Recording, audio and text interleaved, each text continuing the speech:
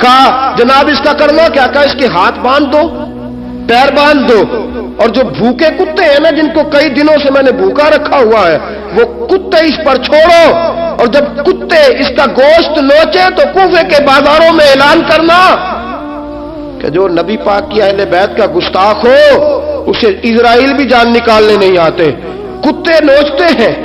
عبید اللہ ابن زیاد کے دربار میں جب سیدنا امام حسین کا کٹا ہوا سر پہنچا نا، اس نے ایک چھڑی پکڑی،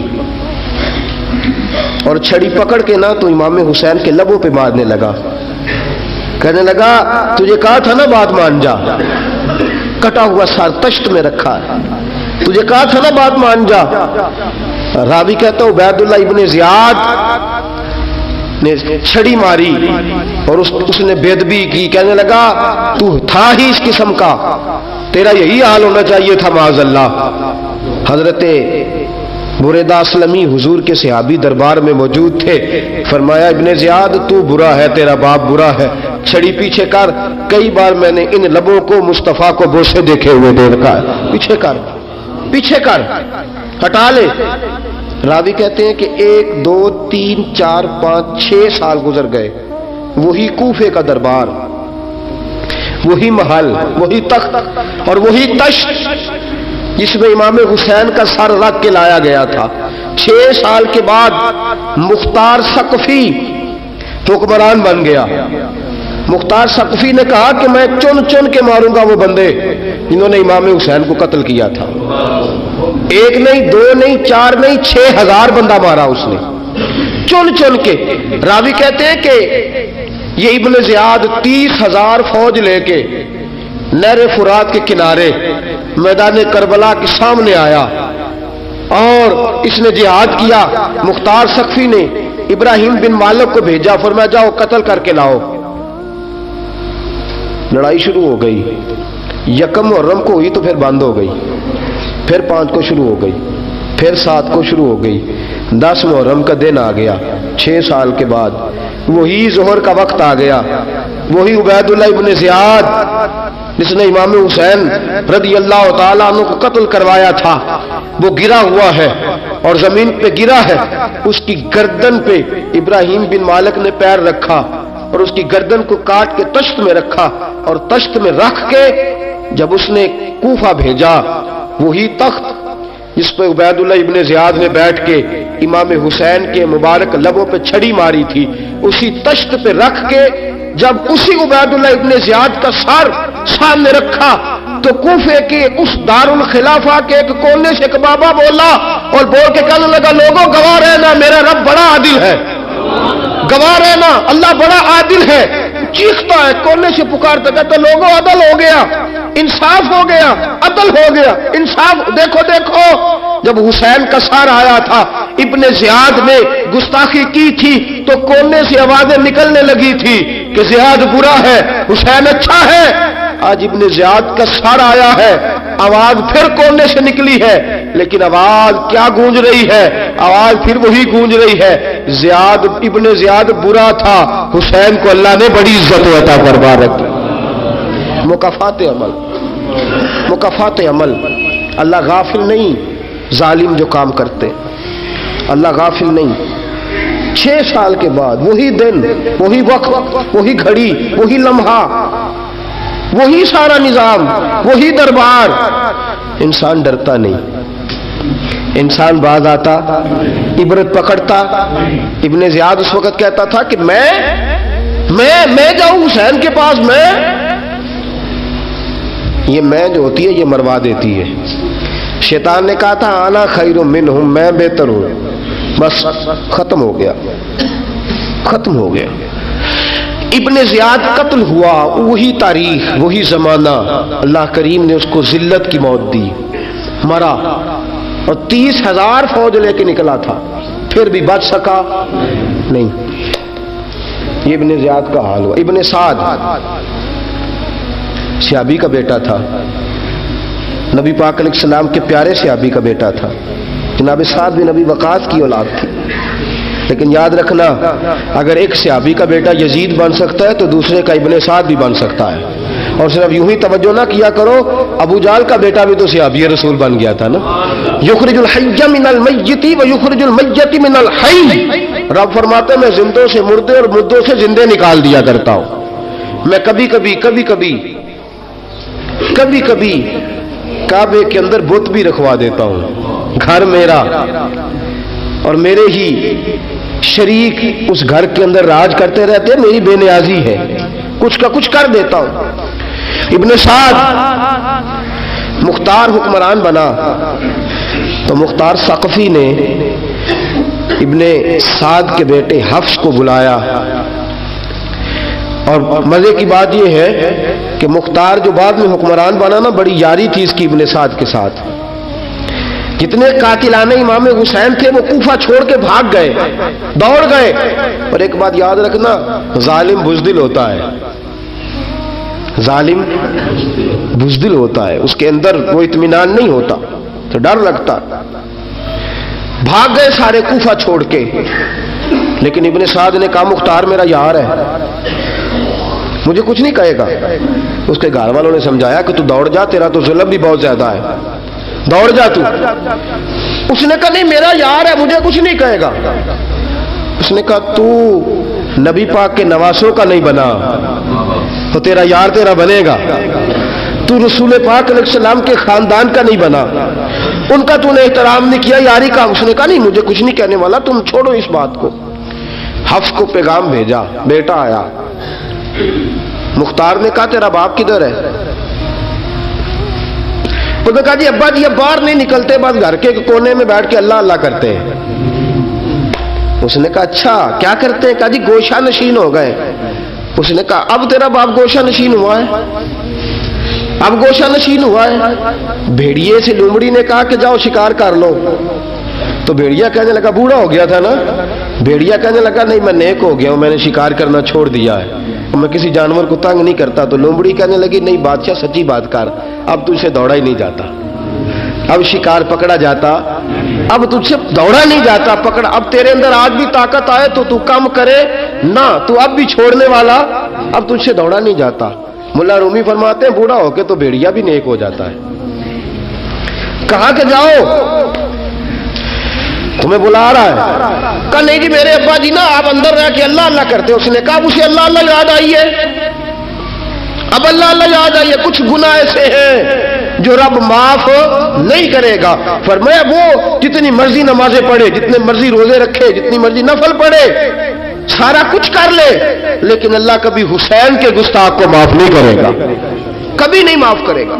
اس لیے کہ جو حسین کا بے ادب ہے وہ دراصل رسول پاک کا بے ادب ہے. اللہ اسے معاف کرے گا؟ ظالم میں اس نے ظلم کیا. ابھی 6 سال ہی تو گزرے تھے، 6 سال ہوئے صرف. ابن سعد بھیجا بیٹے کو، کہا جا اب اپنے باپ کو جا کے کہا تجھے مختار بلاتا ہے، بات سنے آ کے. ڈر گیا. میں نے کہا ظالم بزدل ہوتا ہے. کہنے لگا اس سے جا کے کہو میں نہیں آ سکتا، بیمار ہوں. اس نے کہا چلو وہ نہیں آ سکتا تو ہم تو جا سکتے ہیں نا، ہم تو جائیں گے نا. ابن سعد نے بھیجے 10-12 بندے، فرمایا جاؤ زندہ نہ لے کے آنا، میرے پاس زندہ نہ لے کے آنا. گئے بیٹے کو حفص کو گرفتار کر کے کھڑا کر دیا. اور جناب یہ جو ابن سعد تھا اس کو بھیجا، کہا جب تم اس تک پہنچو نا تو جا کے گردن مارنا اس کی، اور مجھے اس کی وجود نہیں دیکھنا، صرف کٹا ہوا سر دیکھنا ہے. گئے جا کے اس کو پکارا، کہا مختار نے بھیجا ہے مارنے کے لیے. کہنے لگے مختار مجھے نہیں مار سکتا، میرا یار ہے. ابن سعد کہتا ہے مختار مجھے مار سکتا، میرا یار ہے. ان فوجیوں میں سے ایک فوجی کہنے لگا اگر تو محمد کے نواسے کو مار سکتا ہے تو تجھے بھی تیرا یار مار سکتا ہے صلی اللہ علیہ.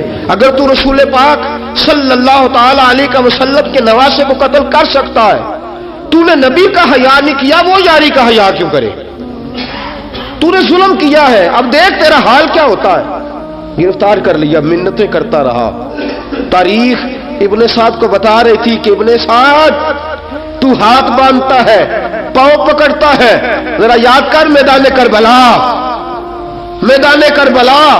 تجھے اپنی باری آئی ہے تو تو ہاتھ باندھتا ہے. میدان کربلا یاد کر، حسین نے بھائی کی بھی لاش اٹھائی تھی، حسین نے جوان بیٹے کی میت بھی اٹھائی تھی، 6 مہینے کا علی اصغر بھی اس کی گود میں دم توڑ گیا تھا، اس کی بیٹیاں پیچھے تھی، بہن پیچھے تھی، بھانجیاں پیچھے تھی، بھتیجیاں پیچھے تھی، لیکن حسین نے ایک بار بھی ہاتھ نہیں باندھے۔ یہ کون ہے؟ اٹا ہوا، غبار سے پھٹا ہوا، ہزاروں کوفیوں کے درمیان وہ اکیلا ہی ڈٹا ہوا، یہ بال یقین حسین ہے، نبی کا نور عین ہے۔ فرمایا یہ وہ میدان کربلا بھی یاد کرنا، تو ظالم تھا نا، معافیاں مانگ رہا ہے۔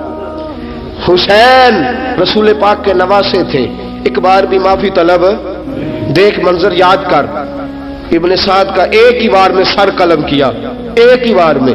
امام حسین پہ تو پہلے 82 زخم لگے تھے تلوار کے، 82 زخم تلوار کے، نیزوں کے، اور کئی نیزوں کی انیاں امام حسین کے وجود میں ٹوٹ گئی تھی۔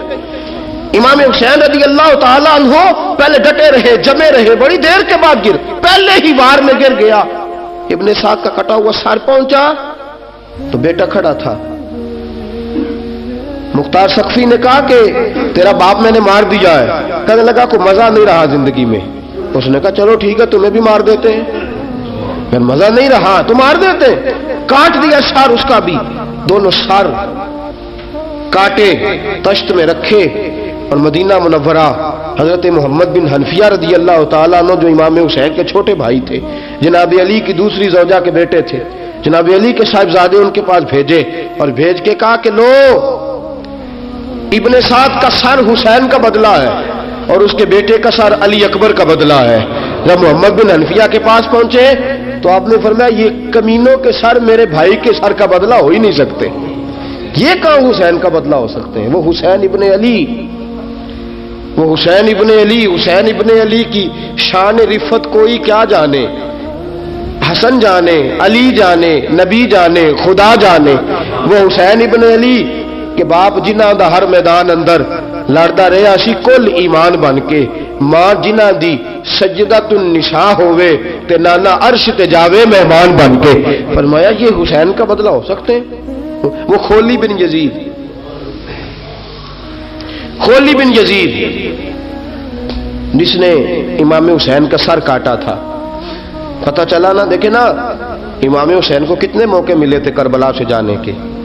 پہلے موقع پر ہی اور بن یزید نے کہا کہ امام آپ جانا چاہیں تو میں رستے کھول دیتا ہوں، آپ تشریف لے جائیں۔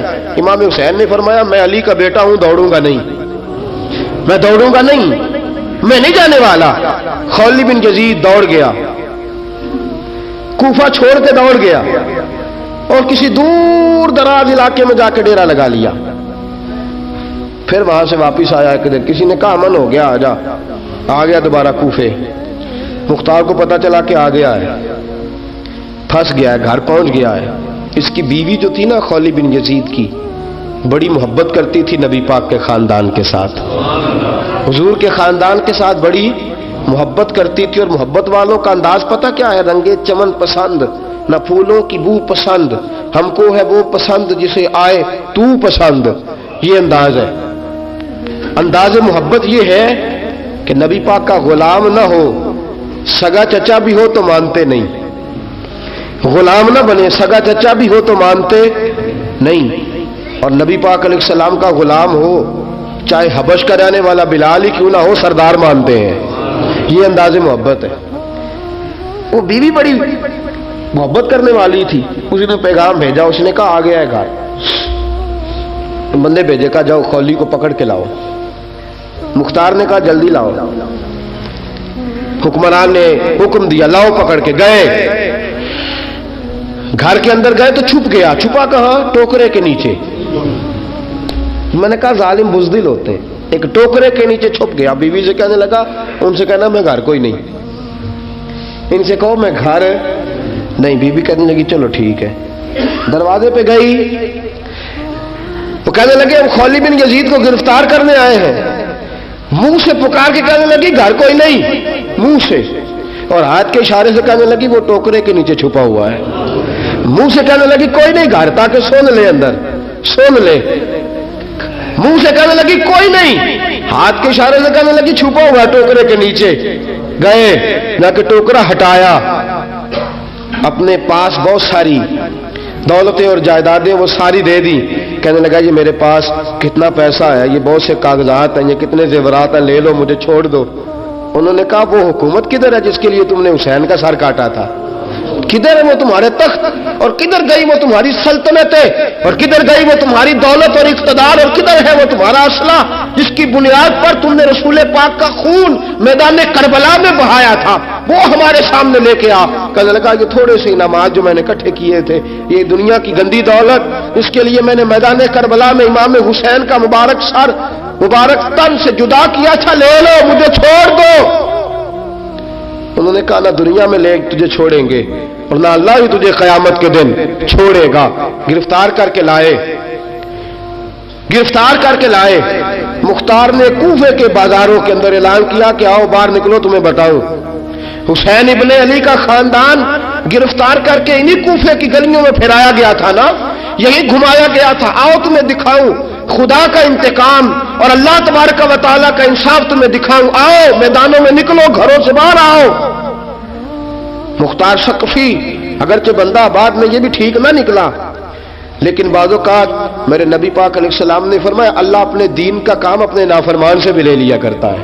उसने काम लेना हो फासिक से भी ले लेता है। अल्लाह ने ले लिया काम, निकलो मैदानों में, निकले बाहर, चौक भर गए, गलियां भर गई, कूफे के मोहल्लात भर गए। मुख्तार ने कहा लोगों 6 साल पहले की तारीख भी ज़हन में रखना, और आज का दिन भी तुम कभी मजेबो खौली बिन यजीद है कि ये नारे लगाता था कूफे की गलियों में कि मैंने हुसैन का सर काटा है, मैंने हुसैन का सर काटा। तुम्हारे सामने खड़े, पूछो पूछो इससे। उससे पूछा भी तूने हुसैन का सर काटा? कहने लगा जी मैंने तो बिल्कुल नहीं काटा था, मैं तो इनाम के लिए नारे लगाता था, मैंने तो नहीं काटा। उसने कहा चलो अभी करते हैं तेरा बंदोबस्त। जख्म लगाए, जख्म लगाए, तलवार के साथ इसके वजूद पर जख्म लगाए, और जब निढाल हो गया, खून बह गया, जमीन पे गिर गया, तो मुख्तार ने कहा इसके वजूद को आग लगा दो, जिंदा को जला दो।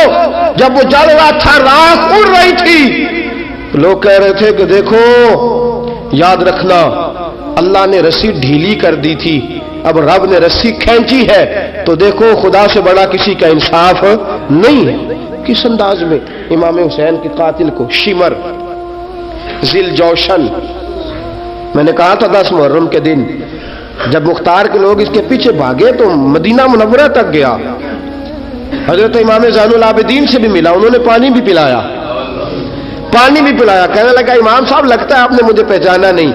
फरमाया मेरा सारा घर उजाड़ दिया, मैं तुझे भूल सकता हूं? कहा फिर पानी क्यों पिलाया है? फरमाया बंद करना तुम्हारा काम है और दुश्मनों को पिला देना ये हमारे खानदान का रिवाज है। फरमाया मैंने मेरा सारा घर उजाड़ दिया, तुझे कभी भूल सकता हूं? भूल ही नहीं सकता।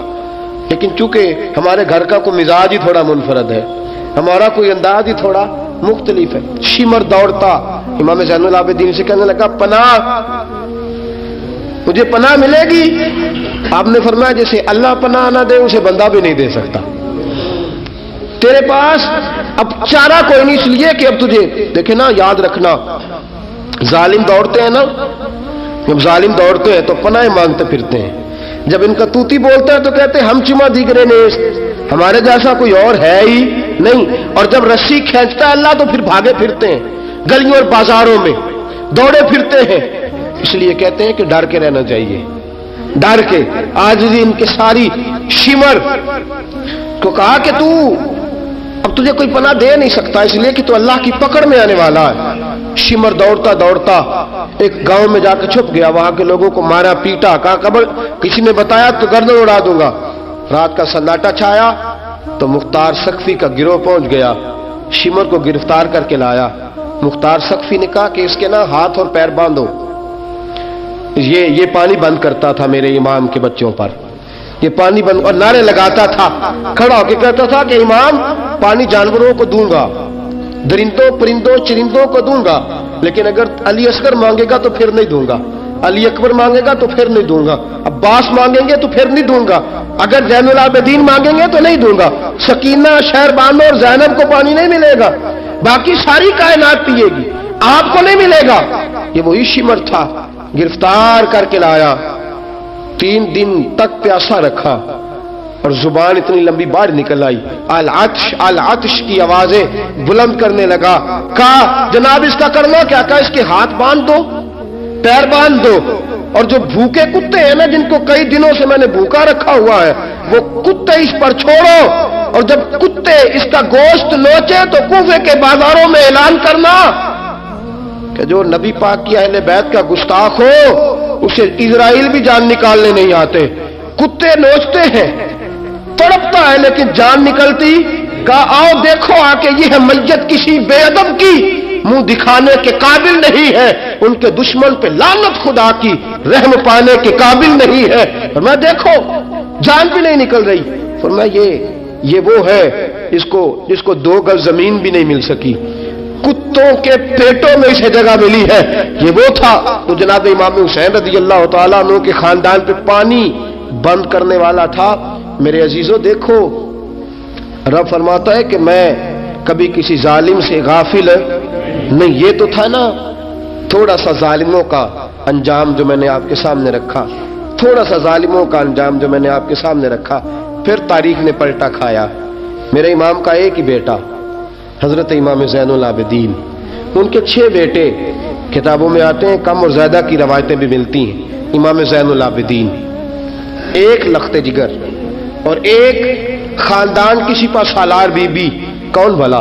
حضرت سیدہ زینب رضی۔ یہ جناب زینب جب پیدا ہوئی تھی نا تو حضرت علی رضی اللہ تعالیٰ عنہ فرماتے ہیں کہ حضور سفر پہ گئے ہوئے تھے، تو مجھے سیدہ فاطمہ نے کہا کہ بچی کا نام رکھو، تو میں نے کہا کہ میں نے پہلے رکھے ہیں۔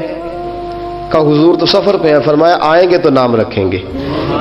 جناب زینب رضی اللہ تعالیٰ اور حضرت امام زین العابدین کی مختلف روایتوں میں مختلف عمر آئی۔ یہ 2 خاندان کے بڑے بچے تھے، خاندان کے یہ 2 بڑے بچے تھے۔ میرے دوستو یہ جو ایک اہم مسئلہ آپ کے گوش گزار کروں، پہلے یہ ہوتا تھا پہلے کہ خلافت روحانی بھی اور سیاسی بھی ایک ہوتی تھی۔ امام حسن تک ایک رہی، روحانی خلافت بھی اور سیاسی خلافت بھی ایک رہی۔ مسئلہ تھوڑا باریک ہے، تھوڑا سا آپ کو میرے بات غور سے سننی پڑے گی۔ پہلے خلافت ایک ہوتی تھی، روحانی بھی اور سیاسی بھی۔ حضرت ابو بکر صدیق رضی اللہ تعالیٰ عنہ سیاسی کام بھی کرتے تھے مسجد نبی کے منبر پر بیٹھ کر، اور ساتھ ساتھ لوگوں کو روحانیت کی طرف بھی توجہ دلاتے تھے، اللہ اللہ بھی سکھاتے تھے، لوگوں کو نماز بھی پڑھاتے تھے، جمعہ بھی پڑھاتے تھے، سارا کچھ ہوتا تھا۔ جناب امام حسن تک یہ کام رہا، حضرت عمر فاروق، حضرت عثمان غنی، جناب علی مرتضیٰ اور امام حسن تک یہ سلسلہ رہا۔ پھر خلافت 2 حصوں میں بٹ گئی، ایک ہو گیا سیاسی خلیفہ جو حکومت چلائے، اور ایک ہو گیا روحانی خلیفہ جو لوگوں کو اللہ اللہ بتائے۔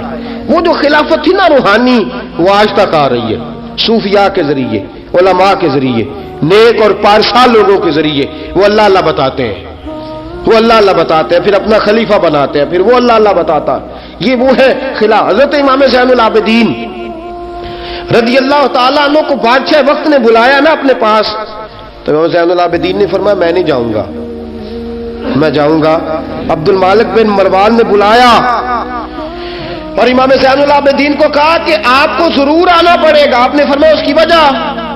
اس نے کہا وجہ یہ ہے کہ آپ کی طرف لوگوں کا رجوع بہت ہے، لوگوں کی توجہ بہت ہے، دل کھینچے چلے جاتے ہیں۔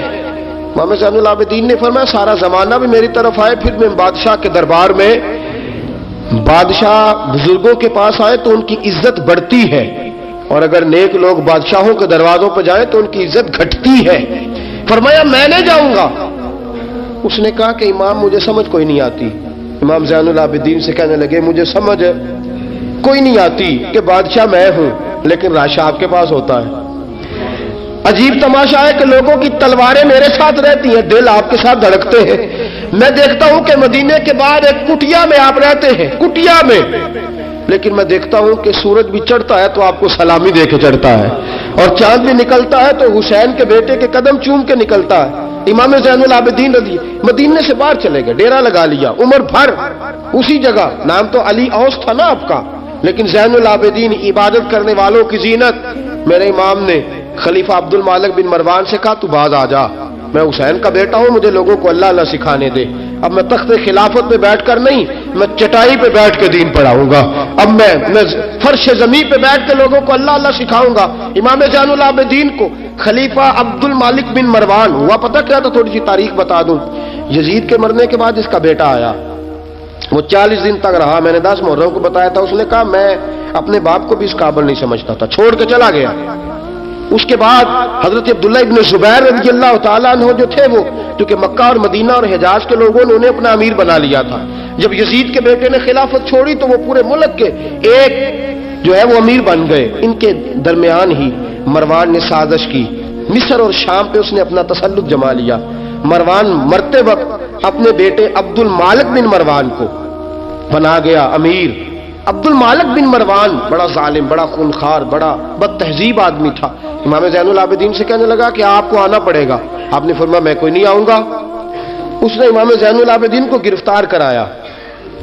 بہت سارے بزرگوں نے لکھا ہے, بالخصوص امام کشیری نے رسالہ میں لکھا, گرفتار کرایا, ہاتھوں میں بیڑیاں, پیروں میں بیڑیاں. امام زین العابدین جس طرح نکلے تھے نا کربلا سے اور دمشق آئے تھے گرفتاری کے عالم میں, اور پھر دمشق سے مدینے آئے تھے, اسی عالم میں پھر گرفتار کرایا. اور خلیفہ عبد المالک بن مروان کے سامنے جب امام زین العابدین پہنچے تو آپ نے کہا کہ تو نے دیکھا ہے نا میرے باپ کے قاتلوں کا کیا انجام ہوا تھا, تو نے دیکھا ہے میرے باپ کے قاتلوں کا, بعد آ جا. اس نے کہا کہ یزید کے پاس طاقت تھی, اس نے آپ کو گرفتار کرا لیا تھا, اب میرے پاس طاقت ہے, میں نے بھی گرفتار کرا لیا ہے. امام زین العابدین سے کہنے لگا آپ کے پاس طاقت ہے تو دکھائیے, آپ کے پاس ہے طاقت تو دکھائیے. امام زین العابدین رضی اللہ تعالیٰ عنہ نے فرمایا تجھے کہا چیلنج نہ کر, میں درویش ہو گیا ہوں, ایک طرف لگ گیا ہوں, ایک کونے میں جا کے بیٹھ گیا ہوں, مدینے سے باہر جا کے میں نے ڈیرا لگایا, بس مجھے اب چھیڑ مت, مجھے اپنا کام کرنے دے, مجھے لوگوں کو دین سکھانے دے, اللہ اللہ بتانے دے. تو جان, تیری حکومت جانے, تیری سلطنت جانے, میں تیرے کام میں دخل نہیں دیتا, تو میرے کام میں دخل نہ دے, مجھے اللہ اللہ کرنے دے, اللہ اللہ کرانے دے. کہنے لگا میرے پاس طاقت ہے, میں نے گرفتار کر لیا ہے. امام زین العابدین رضی اللہ تعالیٰ عنہ کے ہاتھ اور پاؤں میں بیڑیاں تھی.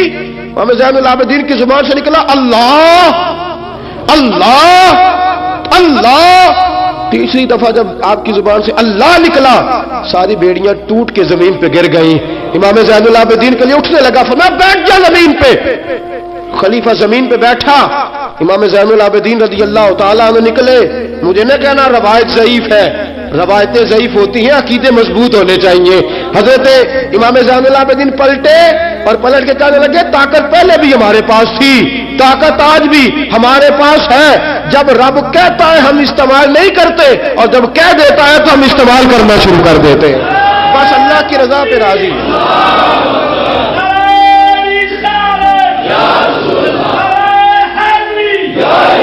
جب اللہ کہتا ہے تو استعمال کرتے ہیں. امام زین العابدین خلیفۃ المسلمین امیر المومنین امام حسن کے بھتیجے جناب علی کے پاس 3 سال رہے تھے. وہ تو کٹ گئے سارے, لیکن میرے امام زین العابدین اگرچہ حکومت نہیں لی لیکن دلوں پہ حکومت کرتے رہے, دلوں پہ. یہی خلیفہ عبد الملک بن مروان.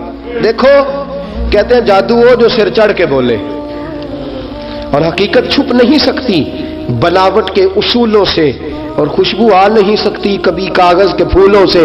پتہ ہوتا ہے ہمیں سچ کیا ہے جھوٹ کیا ہے.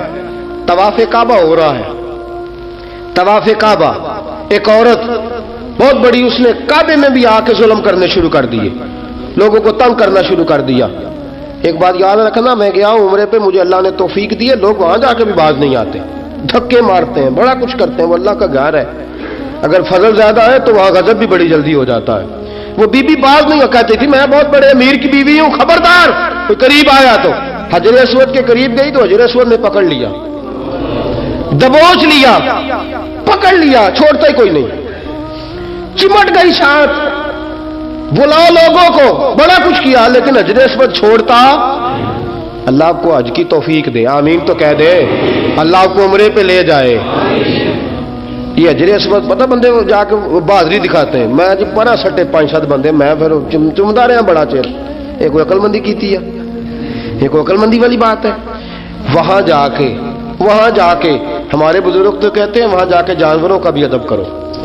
وہ خدا رسول کے مہمان میں دھکے دیتے رہے ہو، کوئی عقل مندی ہے یہ؟ کوئی بہادری نہیں۔ اگر سوڈان والے کرتے ہیں، ایران والے کرتے ہیں تو وہ جانے، ان کا رب جانے، ان کے عمل جانے۔ ہم تو وہاں جا کے جانوروں کا بھی ادب کریں گے، ادب کریں گے، احترام۔ نہیں موقع ملتا تو نہ ملے۔ میرے حبیب نے فرمایا دور سے ہاتھ لہرا کے چوم لو، حجر اسود قیامت والے دن تمہارے ایمان کی گواہی دے دے گا، تمہارے ایماندار ہونے کی گواہی دے گا۔ بی بی چمٹ گئی ساتھ۔ خلیفہ عبد المالک بن مروان سے کہا کہ وہ بہت بڑے رئیس کی بیوی ہے، اب چھڑا اب ساری زندگی تخت پہ بیٹھ کے امام زین العابدین کی مخالفت تو کرتا رہا ہے، اب چھڑا۔ نیچے اتر آیا، وہ بی بی کے خاوند کو کہنے لگا زین العابدین کے پاس چلے جاؤ، اگر حل ہے تو اس کے پاس ہے، اگر کوئی علاج ہے تو اس کے پاس ہے، اس کے پاس جاؤ، میں چھڑا سکتا؟ ادھر جاؤ، ادھر وہ ہے دروازہ، وہ ہے جناب علی کا پوتا، وہ ہے امام حسین کا جانشین، وہ بیٹھا ہے۔ زین العابدین تیرا تو سارا گھر کربلا میں کٹ گیا تھا، تیرے پاس تو رہنے کو مکان تک نہیں بچا تھا، خون کی ندیاں بہ گئی تھی، اور یہ کیا معاملہ ہے؟ امام زین العابدین کی سیرت اور صورت لوگوں کو بتاتی ہے کہ اب بھی اگر محبتوں کی وجہ سے دل جھکیں گے تو ہمارے خاندان کی طرف ہی جھکیں گے۔ امام زین العابدین کے پاس گئے، امام زین العابدین اپنے حجرے میں بیٹھے، کہا جناب ایک بی بی حجر اسود کے ساتھ لگ گئی، آپ آئیے۔ امام زین العابدین رضی اللہ تعالیٰ عنہ نے فرمایا میں نے سنا ہے رئیس کی بیوی ہے، لوگوں کی تنگ کرتی ہے، چھڑا لے گا؟ انہوں نے کہا حضرت جی وہ بھی آیا ہوا ہے، وہ کہتا ہے اگر چھڑا سکتا ہوتا تو پہلے بھی چھڑا لیتا، مہربانی کرے۔ امام زین العابدین اٹھے، ان کے ساتھ گئے، اس بی بی سے جا کے کہنے لگے تو توبہ کرتی ہے؟ توبہ کرتی ہے؟ کہنے لگی کرتی ہوں۔ امام زین العابدین کے ہاتھ اٹھے، اور لفظ کیا ہے؟ یا اللہ تو جانتا ہے نا میں کون ہوں۔ لفظ کیا ہے؟ امام زین العابدین کی دعا سنو، دعا پر میں مولا تو جانتا ہے میں کون ہوں، میں کون ہوں۔ راوی کہتے ہیں امام زین العابدین کی زبان پر لفظ ہے یا اللہ تو جانتا ہے نا میں کون ہوں۔ بی بی دھڑام سے پیچھے گری اور کہنے لگی اللہ اکبر، دھڑام سے پیچھے گر گئی، اللہ اکبر۔ علی کا گھر بھی کیا گھر ہے کہ جس گھر کا ہر ایک بچہ جسے دیکھو وہی شیر خدا معلوم۔ اور میرے اعلیٰ حضرت فرماتے ہیں تیری نسل پاک میں ہے بچہ بچہ نور کا، تو ہے عین نور، تیرا سب گھرانہ نور کا۔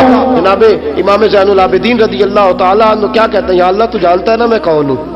ایک وہ تھے جو مٹ گئے، مٹتے ہیں، مٹ جائیں گے، مٹتے ہیں آدھا تیرے، نہ مٹا ہے نہ مٹے گا کبھی چرچا تیرا۔ ایک وہ تھے جو مٹ گئے، اور ایک یہ میرے امام کا صاحبزادہ ہے، میدان کربلا سے لے کر آج تک۔